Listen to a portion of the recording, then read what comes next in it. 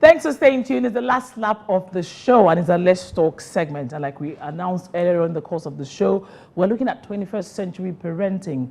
What are the challenges of parenting in this time and age? What has changed? I mean, our parents too had a difficult time dealing with kids, but has it changed? How much of changes are there? And what are those challenges we're facing today as a 21st century parent? This morning, we've been joined by a phenomenal woman. She's the founder of Helps at Homes initiative that focuses on parenting in the 21st century and the proper recruitment of domestic workers in homes and all of that. She is also a parenting practitioner, a certified family life therapist, and a practitioner of neuro-linguistics programming and all. I mean, I can go on and on with the profile. Please join me to make welcome Ronke Poshe Adeniyi. Good morning. Good morning, and thanks for having me. Yeah, she's just on the Poshe. And I want to start my question from the Poshe, where the Poshe came from. Where the Poshe came from. That's a long story, but it actually started about 20 years ago. Yeah, when I started the first business. So all my businesses have Poshe in it. Poshe. Yes, so, and a lot of my friends just started calling me Poshe, and it's stuck, really. Yeah. Yes. Actually, she does look posh. I think so. I think I tried. I made an effort this morning. All right, can be part of our conversation. The number to dial is 090-6005-100. As a 21st century parent, what has changed? What are we doing right? What are we doing wrong? How can we improve upon our style of parenting? Remember, we're also in the mood. March is a Women's Month, yes, but parenting, for some people, they feel it's a woman's job. Yes, it's a two-way thing. And of course, put the man and the woman joining hands together. But some people feel that the bulk of it lies on the woman. Is it? Ronke will be taking us through all of that. The number to dial again is 090-6005-100. Now, let's start quickly. I mean, what has really changed? We're all 21st century parenting, but at least before you go into all of this, you must have, dug deep into what it used to be and now. Could you just take us through what has really changed from then and now? What has really changed? Well, it hasn't changed fully. There's still a lot of work to do. Like you rightly said, a lot of the work was done by the mother. And a lot of the work was done by what grandma taught mommy and what great-grandma taught great-grandma. So it's just playing it by what we see. It wasn't exactly intentional parenting. So you find that we're more conscious, or we should be more conscious when we're parenting now. So what we're doing now, we are actually learning how to parent. What works for child A does not work for child B. We're ensuring that we are conscious and we are present with our children. We are intentional about knowing their love languages, their personality types, and even the simple decision making. We are conscious. So we're not saying intentional parenting can go as far as child A going to one school and child B going to another school. Not all my children are going to this school because it's convenient. So you have to know each child and treat each child uniquely. Not collectively. All right, before we come about the specifics, let's talk about the African, mentality or the African style generally. Because just this morning we were talking about how a particular OEP posted and said, okay, she spent quite some few weeks or months in the United States, and she came out to say that we are really doing a fantastic job here. That, I mean, whatever we've been trained with, the 40 and all of that is actually doing a great job on her, because kids there are really, for want of a better word, wayward. Now, I mean, looking at generally African kind of training, and also taking a cue back to when, was it Toke Makinwa said that the kind of training that they gave to her is actually, even in Nigeria, African parents are not doing good, that whatever they did has actually made them go into their shell and it's not making them that, all out and everything. Would you say that there is a fault or a defect in the African style of parenting? Well, I will not be the one to make the judgment. However, I would say that when we parent, it's not irrespective of demographics where we parent. You just have to parent intentionally. Like you said, some people believe in the 40 and the likes, that's slapping people and hitting children. I personally don't. When I moved to Nigeria about 8 years ago with my daughter, one of the reasons on my list was that I wanted my child to have the African feel, and I wanted to raise her up like an African girl because she was very British. And when I came now, I'm here and I'm thinking, I want to get out of here. So, so the balance really needs to be there. We need to be intentional. So hitting a child, what has it cost? Some people say, I was hit, I was beaten, they beat me with Omarogo, they beat me with this, and nothing happened to me. I turned out all right. But you turned out all right because you have a house or a car or a husband or a wife. That doesn't mean that you turned out all right.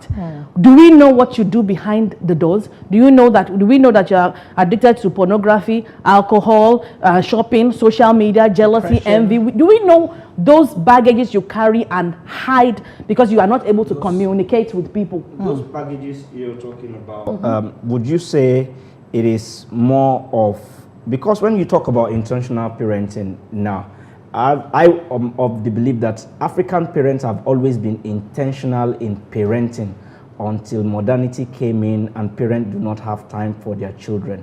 Louisa is here, she is at work, her husband is at work, I am at work, my wife is at work, you know, and we really spend very little time. But in the olden days, most of the parent and the children work together. The children even close by 12 noon. Before it was changed to 2. Now children are closing for 4 o'clock. You won't pay extra time. And when someone like me who fights the school system and say let my children close for 2, they think it's because you don't want to pay for extra lessons. But me, I felt it's information overload that is not needed. Now, do you think that it is that the people before were not intentional enough, or that the people now have neglected the intentionality of the people before and they are trying to find their way without necessarily castigating the people before? So, very convoluted question, but I think I get it.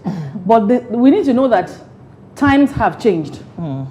Like you said, people finish at 12 o'clock, 1 o'clock in those days. And when you say parents, it's usually mother.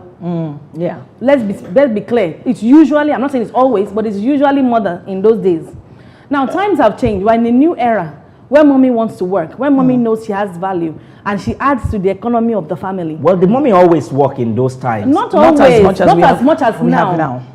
Sometimes mommy can be selling ice block from the house. It's the kind of work mommies do now that is different. Mommy in most families have always worked and even pay more for the family than even the daddies in some cases. In some cases. In Nigeria, a woman that is working and any more than her husband, I hope you already know that it's a problem. They don't say that one outside. But generally, it's usually the man. There are exceptions to the rule. Yes, it's usually the man. To answer that question, times have changed. We know now that both parents want to work. Both parents want to have money, add value, and do things. I've just come from Egypt, like we talked. I want to speak at Women Economic Forum. I want to do a lot of things. But knowing that times have changed that's what's causing us to be intentional. If you know you want to be career driven, why are you having 4 children back to back? The intentionality starts from even before you get married. How many children are we having? How are we going to do it?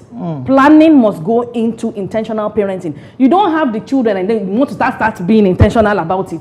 That's not the way. That's not the order it is. Times have completely changed. If you know, when I got married, for example, I got married in 2002. If my memory serves me right, that was about 17 years ago. I did not have a child until 4 years later. I was not looking for a child. I did not have problem with fertility. My husband didn't have problem with fertility. However, I had just finished my master's in the UK. I did not have work experience. And I was not determined to depend solely on my husband. I'm the daughter of a major general that taught us that we must be independent. Have your own money. He let me go and marry, but he was looking at me with the corner of his eyes. So I had to get to work. And my husband, thankfully, was supportive. So I got into the banking sector and I worked for 4 years. When I know that I have money in my pocket, yes, then I started having children. It also at a point where, if God forbid anything happened to my husband, I would also be able to move on. All right, for the benefit of the women at home and in fact the general family at home, now tell us the rudiments of the intentionality, because you just mentioned now that you don't wait to have the children before being intentional. And I will give you a few minutes to go through some of the basic rudiments that we know time will not allow us to go through the rest. A lot. So now, when you want to be intentional about parenting, you start from, when they do marriage counseling in the church, we should also do parental counseling. We should talk to parents, should know that this is how they want to have the children. This is the number of children they want to have. They must know that when you want to parent, it depends on you. You must get your act together. So you're talking about your career, your emotions. You must get your act together. Your environment. So some people want to move from the island to the mainland because they want to say they're living on the mainland, whereas the support system that they need is on the island, on the mainland, because that's where grandma lives. So they'll get the house girl that will abuse the child. So we've talked about we've talked about and the environment that the child will be raised in. You have to talk about the finances as well. So there's so many factors that go into it before we are talking about having children. But in Nigeria, we are faith people after all. We will have the children, then we say, God will provide. You know, the child brings money into the family, all those sort of things that we've. I don't want to use that word, you know? I don't want to use that word. But we are not doing it in the right way. We're not doing it the right way. A lot of women are not even being raised. A lot of women, we know that parents are sending women to school to be doctors, to be engineers, but subliminally it's a lie. Come on, school. They will send her to school, but they still want to go and do omugo. They want her to marry the rich man that will take care of her. You know, these women are still being sabotaged subliminally. They're still saying, "Oh, girl power, let's celebrate the woman," and things like that. But it's all a lie. They still want you to sit at home, be picking beans and serving the man. That is still what they want for these women. So women, wake up, marry a man that is intentional, ask the right questions. Because you are 30, 35, 40, does not mean that you should kill yourself. It's not the end of the world. When you find the right partner, it might be in Egypt, it might be abroad. Because if you have a first world woman, with a first world mind, your husband may not even be an African man. But you can go on and on. I don't know how much time the thing now is, I mean, we can't rule out the fact, because what we mentioned, he said in the past, parenting used to be like as a mother thing. But are we taking out the place of that bond, you know, with the mother? I'm not saying that the whole load should be placed on the woman, but in our trying to be equal and in trying to pursue that career, are we not losing it one way or the other? How do we strike a balance in all of this? How do we strike a balance? The thing is, balance is different from different people. Balance is very different. So you want to work, but you want to have the children. Can you space it out? Can you have biological clock too is ticking? Biological clock is ticking, but you can still freeze those eggs. Let's be real. Yes, there's science and technology for different reasons. Wow, but people will still tell you that IVF is demonic, is this and that. It depends on your beliefs. The clock is ticking, but you don't want to bring a child and ruin the child's life because you are absent. Too many children have been abused sexually, verbally, emotionally, in all ways because of the absence of father or mother. So we can't be saying because of biological clock, you have the child, put the child with one house girl, and then you are off to work every day and they're abusing your child. Of children with house girl, is it an issue of the workload now, or the issue of the fact that the people today were not well raised, sort of, in this sense? We've had women and men who both parents, were professionals, maybe army officer, always busy. But in their busy schedules, in the 60s, in the 70s, in the 80s, early 90s, they still created time for their children so much that the children have all the attention that were needed. But today, because I'm trying to get to the intentional parenting, like most often now, a lot of people spend their time even in church and in religious houses, the little time they have left to spend with their children, apart from the one they spend at parties over that's over a personal the weekend. issue. Now, is that not more of the problem rather than the issue of career and whatever it is that you talk about earlier on, that women need to make money and then the man needs to understand that it's a first world? I think it's more of the character flaw from the upbringing of the parents we have today. Not the workload. They're all factors. But you rightly said it's also from the family, because the first school is the family. The first nation is the family. So a lot of people have been raised with very, very low self-esteem. They want to belong. They want to be slave mamas. You know, they want to have 3 house girls for their children. They want to be seen, to be traveling abroad with house girls. They want to be seen. This is a self-esteem issue, and this also are issues that stem from the home. So these needs to be nailed. A person that doesn't have a robust self-esteem will have an issue raising children with healthy self-esteem. So isn't those issues better nailed? Laziness is another thing. Over-reliance on house helps. Because you find that in many Western countries, many people, even if they have an au pair, they come maybe at the weekend to help them with their laundry. They spend time with their children. A lot of people are lazy. Even to go to birthday party, they have to carry house girl because they cannot chase after the children on the bouncy castle. They are lazy. Many people are lazy. They want to have the children so that they won't say, I don't have children. So I can sit steady in my husband's house. You have the children, but you don't have time to run around with the children. Stop having children you don't have time for. That is just the basic bottom line. House girl, you cannot subcontract parenting to a household. No matter how that house help is so great. You cannot subtract. Even some schools now, they will send house girl to the schools have to be turning house girls away. House girl will bring for meetings, house girl will come for everything, drop your children, do everything. In fact, when mother and child work, sometimes it's the house girl that the child will run to because that's the one that they see know. And feel and they know. So parents need to wake up and be intentional and be conscious. And it's not by force to have children, please. All right, now let's look at the children themselves, because sometimes they too need to help this parent. Is it difficult growing up at this age and time? And what are those things, being a parental counselor, what are some of these peculiar issues that you've dealt with in trying to counsel families that come to you for help? You see, I never blame parents, children, sorry. I never blame children because a children is a product of a parent. A children, whether right or wrong, not a product of the society. Society too can also influence. Yeah, but even that society is still the control measures start from the house. The exposure you give your child starts from the house. So that home is way too important.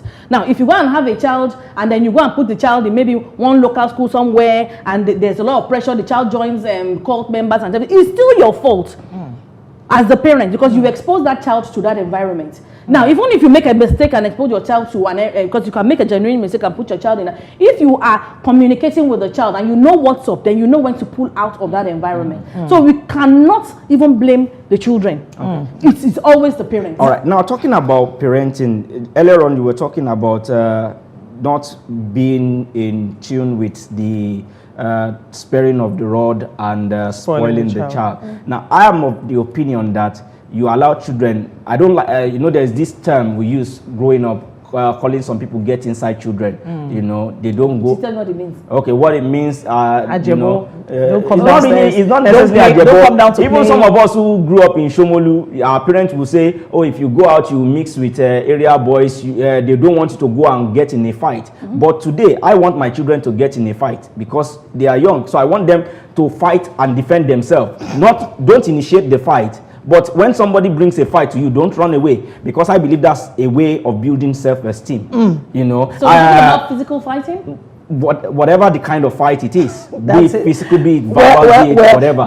You understand? And then when you fight, I help you, like my parents did massage for me, massage your wound and then tell you why you should not. Benga is a different kind of human being. So please let's let me go through that. We have this is where I'm going. We have parents whom in some neighborhoods, in some estates. All right, I need to cut you there. Chukuma is on the line. They don't even know their neighbor. Chukuma is on the line. Let's talk of relating and then building that self. Benga, I beg your pardon. Hello, Chukuma. Hello. Good morning, Chukuma. Thanks for joining us. Good morning. Thanks for joining us. Sister and brother. Good morning. Good morning. I like the program. The program is a good program. Thank you. But the issue there that a man may have a number of the children that he's supposed to have. But the woman will start to disturb that he will have a sleep with them every day. And the more you are sleeping with women, you're producing more children. And the economy of Nigeria is bad. You're supposed to have a number of the children that you cater for. Not to produce a children is matter. Okay. To take care of, if it's one that you can take care, you produce one that you can take care. Not the one that you can produce a nuisance that will disturb public. Interesting. It's coming from a man. All right. Thank you very much, Chukuma. But there, the idea of family planning comes to play. Yes, but family planning in Nigeria belongs to the woman. That's what they believe. What happened to having a vasectomy as a man? Because you want to be a man, you cannot do it. So you have to be the woman. So if you are married to a woman that wants a lot of children, you keep rolling around in the bed, then you keep having the children. But if you know you don't want to keep having the children, you yourself as a man, you can have a vasectomy, you can go and have it. Nothing is wrong with it. But it goes both ways. Some men want plenty children. I want plenty children. And the women will say, I don't want. From the beginning. How many children do you want to have before you even go and join? Yeah, before you start the union. When I started from the beginning and told her that it's 15, but told her that don't worry, you're not 9. Minimum, and you know what she said? Don't worry, you're not going to be the only one to give birth to the 9. Don't worry. If she signs up to it, so be it. Now let's come back to the man and woman. Now in African setting today, they still feel the bulk of the issue lies on the woman. Yep. So how can you tell us? I mean, indeed, like I also ask some of the peculiar issues you've dealt with in your years of counseling these people. How do we ensure that it's a two-way thing? The man has his own role, and the woman has, and of course, what are the peculiar things that you've heard, that people can look into to change the status quo? I'm not sure what question I should answer yet. Okay, go with the bulk of the man and the woman in today's world. There's even one before the caller came in, about those in estate or even in neighborhood having to allow children explore that don't even know their like neighbors because the parents don't allow them to go out. And this contributes to the issue of self-esteem over time, because a child that does not go out, that does not relate, it's not necessary that they should fight. I'm just going to the extreme to buttress the point. But to be able to relate, and then this builds self-confidence, which in the future helps. You're being too cautious as a parent. You're being too cautious because the environment is causing people to be cautious. Why would I allow my child? When I grew up in Kaduna, we used to run around on the streets. We used to kill snakes, jump fence, play in the rain. That was the kind of upbringing I had. I cannot replicate it with my daughter. Did it affect you? Affect me how? It gave her the confidence that she's using to... No. That's what I'm saying. I was a very shy person. Very shy. So that my story is even convoluted. As I speak to my mom, like my birthday, for example, she was talking. She was saying, "Ronke, very shy. Always in her room. She didn't used to talk. Right? But like, But that's a different. Self-confidence and self-esteem, they come in different ways. There's no one size fits all. Like I was saying, I was playing with neighbors and doing all those type of things, but I will not replicate it with my child. Why? Because society has changed. Social media is there. All sorts are there now. The prevention is a lot now. Why would I want my child to go and be playing outside with neighbors? I used to play with boys and girls, and we were not always thinking of touching each other's private parts. The first thing that children want to do these days is to touch private parts, is to kiss, is what does my daughter even call it? Straffing. They want to be straffing, they want to touch each other. That's what they want to be doing. And I was saying, go and be playing with them. Which kind of play? You should get inside. You know what I mean? I don't want that. Yeah. But I will ensure, because my daughter has a network around the world, because she's an only child. And she has I intentionally ensure that she has friends in different schools. So when they're having camps and stuff like that, I intentionally go, because you have to look for a tribe these days. You can't just let your child go out to anywhere and then anything happens. You have to control their movement. All right, before we go, let's also talk about the power of affirmation, because people talk of how you can, groom these children by always, giving them, talking to them, and giving them all of these things to go up with. How powerful can that be, and how often, some people overflock these things? Yes, the thing is, affirmations are absolutely phenomenal. They are positive words that you say to yourself to help you overcome things. Sometimes, as many, I've been on TV, I cannot count how many times. Even when I went for the Women Economic Forum in Egypt, my butterflies were in my belly, and I started to myself, I said, what's this nonsense? I beg, this is me, this is Ronke Poshe. What can't I do? Who is there? Who is it? Which ambassador? You know what I mean? Those are affirmations. Even though I was still, I had to psych myself up. But as a parent, if you don't know how to do those affirmations, if you don't know how to repeat it, if you're not empowered yourself, you can't give what you don't have to those children. So some people will say, I will give my children affirmation. They think it's cute. Oh, I'm strong. I'm bold. I'm fearless. It's not just saying it. You have to connect with your subconscious. And as a parent, if you are not doing it and you don't know how to do it, you're just wasting your time. It's just like you're just chanting and reciting something. But affirmations in themselves, they're absolutely phenomenal. They're very powerful. All right, before we go, you also authored the book, Right Kid 101. Talk to us about it. Right Kid 101. Currently sold out, but we are reprinting. So, but you can get it on Amazon. You can get it on Amazon UK and US. It's about intentional children taking ownership of, because a lot of parents, we know that they don't have time for their children. So you as a child, read that book, buy it for your child, let them know who they are, talk about their identity, their mindset, their values, their goals. It helps them to know who they are. And it's a workbook where they can work in that book, write in that book, and it guides them on this journey of childhood. All right. Now, lastly, I want to ask about the role of the religious settings. Because for some times now, I felt that I don't want my children to grow up in the church. You know why?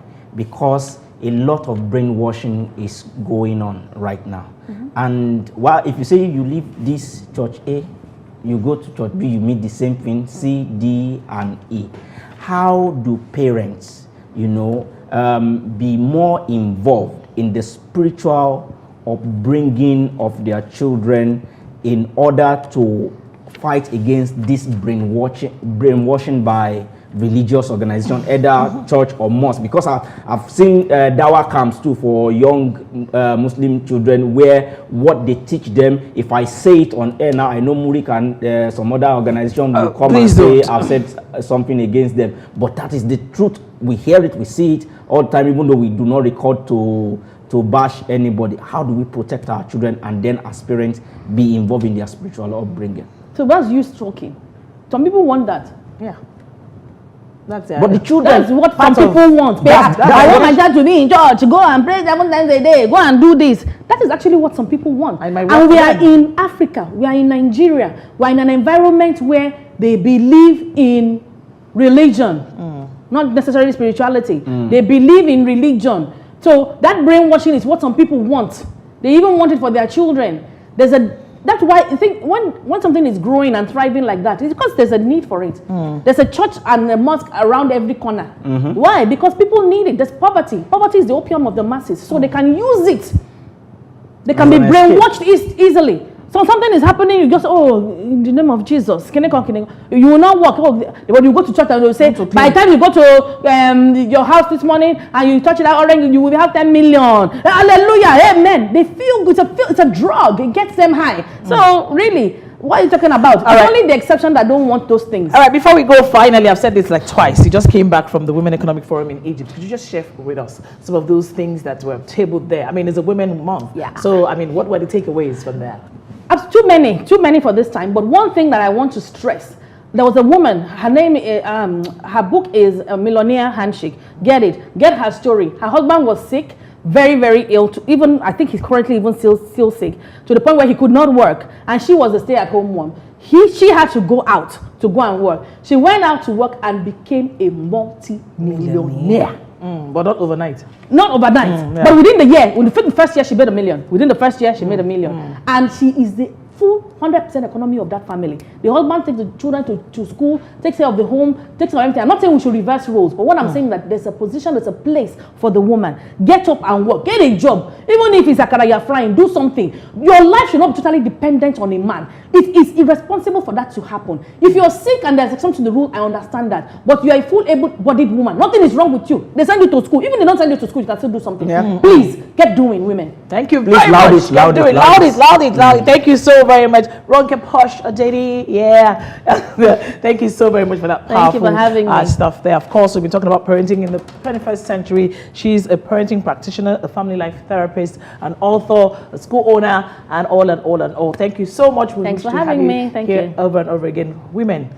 I don't need to laud it more than she has lauded it. Let's go out there, take the bull by the horn, and also remember that the power of parenting, of course, lies not just with the women, the men are all also going to be involved in this, so that at the end of the day, we churn out fantastic children that will change the future. Give us that future we so desire.